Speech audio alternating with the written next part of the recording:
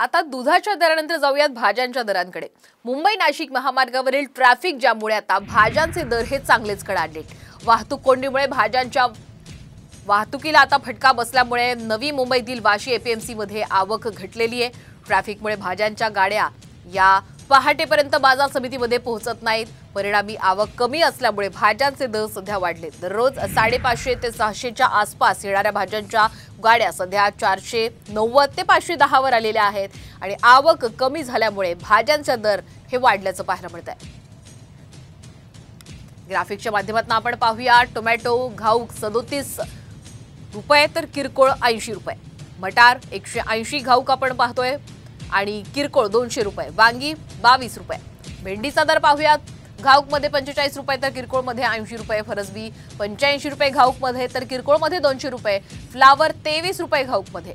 गव्हाचे दर पण पाहूया, 60 रुपये घाऊक मध्ये, किरकोळ 120, तर घेवडा 45 रुपये आणि किरकोळ मध्ये 200 रुपये। कारला सुद्धा घाऊक मध्ये 43 रुपये, किरकोळ मध्ये 100 रुपये, कोबी 22 रुपये आणि किरकोळ मध्ये 60 रुपये।